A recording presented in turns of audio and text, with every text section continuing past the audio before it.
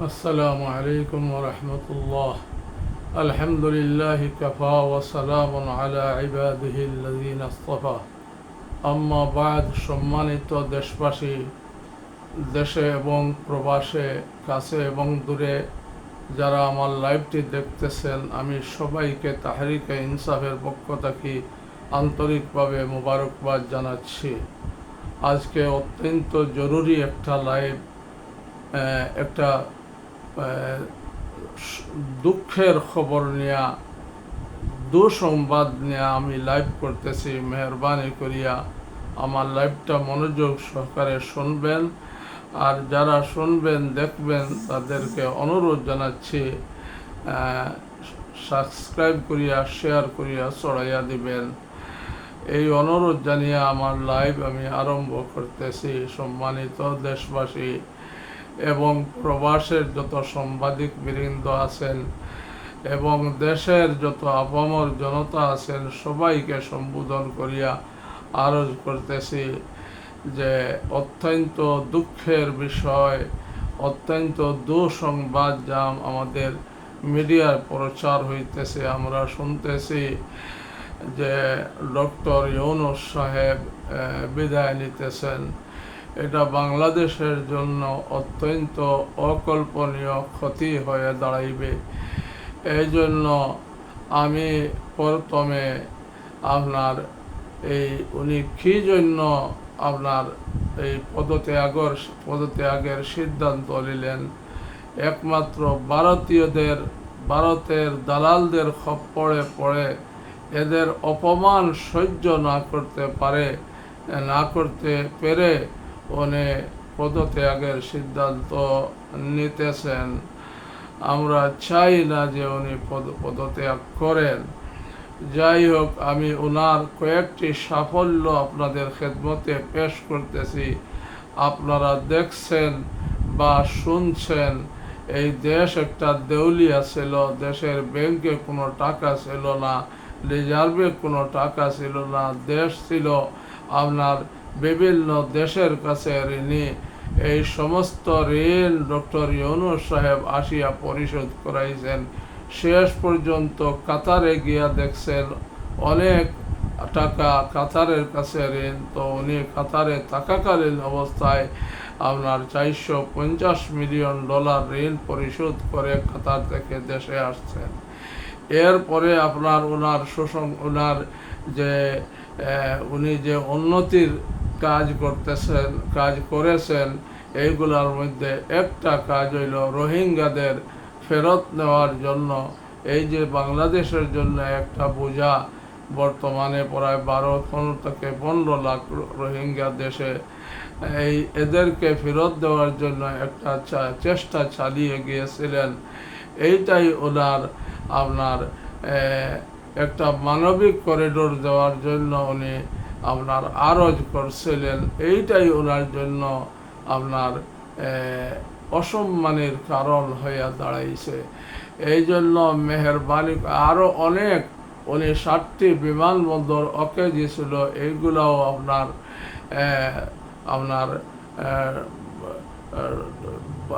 ইয়ে করিয়া এই 7টি বিমানবন্দর আবার চালু করতে যাচ্ছেন। কাজও আরম্ভ হইতেছে এবং আরও অনেক দেশের উন্নতি করছেন। বর্তমানে রিজার্ভও আলহামদুলিল্লাহ পর্যাপ্ত পরিমাণ আছে এবং অনেক কর্মসংস্থানের সুযোগও আপনার দিয়ে দিচ্ছেন, করিয়া যাইতেছেন। এই দেশে অনেক বড় বড় হসপিটাল তৈয়ার হইতেছে। মেগা প্রকল্প বিনিয়োগ আপনার বিনিয়োগ আসতেছে এবং বিনিয়োগ চলবে। এই বিনিয়োগ দ্বারা দেশ উপকৃত হবে। দেশের মানুষ আপনার শান্তিতে বসবাস করে। দেশের মানুষ আর আপনার দরিদ্রতার সীমায় বসবাস করবে না। দেশ উন্নতি হবে। দেশের উন্নতি করার জন্যই উনি আপনার দেশকে ডেলে সাজানোর জন্য, এই দেশকে একটা উন্নত রাষ্ট্র বানানোর জন্য উনি কাজ করেছিলেন। এইটাই ওনার দোষ। এইটার জন্য ওনাকে অপমান করিয়া এই অপমান সহ্য করতে না পেরে উনি আপনার পদত্যাগের সিদ্ধান্ত নিতেছেন। আমি সমস্ত ইসলামী দলগুলোর ভাইদেরকে, চাহে জামাতে ইসলামী হোক, আর খেলাফত মজলিস হোক, আর ইসলামী শাসনতন্ত্র আন্দোলন হোক, আর জমিয়ত উলামা ইসলাম হোক, এলডিপির কর্নেল অলি আহমদ হোক, এবং আমার দেশ পত্রিকার মাহমুদুর রহমান সাহেব, ডক্টর ফয়েজুল হক, আর বিএনপি ভাইদেরকেও বলবো, আপনারাও মাঠে আছেন, মাঠে নামেন। আপনারা সবাই সম্মিলিত হইয়া গিয়া আপনার যমুনায় যান, ডক্টর ইউনূস সাহেবের কাছে গিয়া আরজ করেন যে এই দেশটাকে আপনি বাঁচান, নির্বাচন পর্যন্ত আপনি দেশটাকে আপনার দেশ ছেড়ে যাইবেন না, দেশের উন্নতিটা, যে উন্নতির কাজগুলো আপনি হাতে নিয়েছেন এইগুলা সম্পাদন করেন, আর এই পর্যন্ত আপনি দেশে থাকেন। আপনি মেহরবানি করিয়া আপনি পদত্যাগের সিদ্ধান্ত যদি নিয়ে ফেলেছেন আপনি উড্ড করেন। আর সব ইসলামী দলগুলাকে বলবো, আপনারা ঐক্য গঠন করে জনাব ইউনূস সাহেবের পাশে গিয়া দাঁড়ান। আমিও ডক্টর ইউনূস সাহেব, উনি অত্যন্ত বিনয়ী একজন মানুষ, ওনার কানে সব কিছু পৌঁছে না। উনি এমন উপদেষ্টা পরিষদ পাইছেন যাদের মাঝে বেশিরভাগই ভারতের দালাল বসিয়া রয়েছে। এদের খপ্পরে পড়ে, আরও ভারতের খপ্পরে পড়ে উনি কোনো ভালো কাজ করার জন্য উদ্যোগ নিতে পারেন না।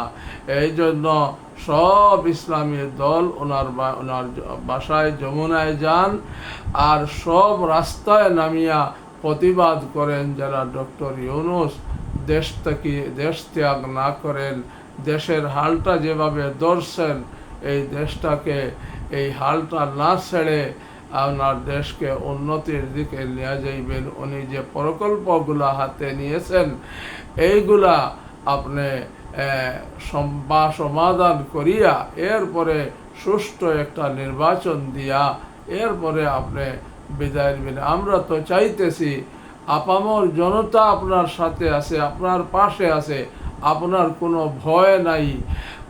আমরা তো চাইতেছি আপনি 5 বছর না 10 বছর, যতদিন আপনার হায়াত আছে আপনি থাকেন। আমরা আপনার পাশে আছি, জনতা আপনার পাশে আছে, আপনার পাশে গিয়া দাঁড়াইবে ইনশাআল্লাহ।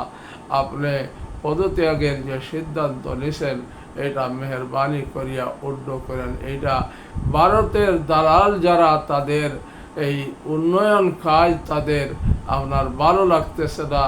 তারা উন্নয়ন কাজ যদি ডক্টর ইউনূস করেন তাহলে কোনো দুর্নীতি হবে না, চাঁদাবাজি করতে পারবে না। এই জন্য ওনারাই ওনাকে অপমান করতেছেন। আর ডক্টর ইউনূস দেশে থাকাকালীন আলহামদুলিল্লাহ কোনো দুর্নীতি হয় নাই, কোনো ধরনের আপনার টেন্ডারবাজি, দলবাজি এইগুলা হয় নাই। আপনি মেহরবানি করিয়া বিএনপি ভাইদেরকে বলবো, যদি আপনারা সচেতন হন, এই ভারতের আপনার দালালি করিয়া ভারতের পক্ষে গিয়া আপনারা অনেক জেল জুলুমের শিকার হয়েছেন, গুম খুনের শিকার হয়েছেন। আপনারাও মেহরবানি করিয়া আপনার ডক্টর ইউনূসের পাশে দাঁড়ান। আর আপনার নির্বাচনটা ওনার কাছে সম্মিলিতভাবে সুষ্ঠু নির্বাচনের জন্য যা যা কিছু দরকার, যা মৌলিক সংস্কারের দরকার, এগুলো ওনার পাশে বসিয়া ঐক্যমতের ভিত্তিতে পাশ করান। আর জানুয়ারি আর নয় ফেব্রুয়ারিতে নির্বাচনের জন্য আপনারা ওনাকে বলেন, ইনশাআল্লাহ উনি এই আপনাদের কথা রাখবে।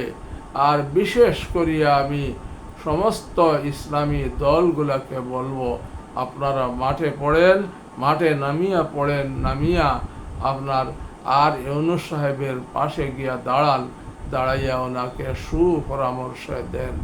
আমি আগে বলছিলাম এই ভারতীয় দালালদেরকে উপদেষ্টা পদে নিয়োগ না দিয়া আমি বলছিলাম আমার দেশ পত্রিকার মাহমুদুর রহমান সাহেব, কর্নেল অলি আহমদ এলডিপির, এইরকম আপনার ডক্টর ফয়েজুল হক সাহেব এবং আরও অনেক বিজ্ঞ লোককে আমি বলছিলাম এই উপদেষ্টা পদে নিয়োগ দেওয়ার জন্য। আপনি মেহেরবানি করিয়া যাদেরকে আপনার উপদেষ্টা পদে দেখবেন ভারতের পাঁচাটা গোলামি করতেছে, এদেরকে আপনি বরখাস্ত করেন, জনগণ আপনার পাশে পাইবেন। যাদের বিরুদ্ধে মানুষ মিছিল করতেছে পদত্যাগের জন্য, এদেরকে সরান, এরাই আপনাকে বিপদের সম্মুখীন করতেছে। এদেরকে সরাইয়া ভালো কয়েকজন লোক আপনার নিয়োগ দিয়া আপনার নির্বাচন পর্যন্ত সংস্কার কাজটা করেন। আর নির্বাচনের প্রস্তুতি নিয়ে জানুয়ারি বা ফেব্রুয়ারি মাসে নির্বাচন দিয়া সসম্মানে আপনি বিদায় নেবেন। এইটাই আমাদের কাম্য, এইটাই আমাদের আশা। এই আবদার জানিয়া আমার লাইভ শেষ করতেছি। খুদা হাফিজ। আসসালামু আলাইকুম ওয়া রাহমাতুল্লাহ।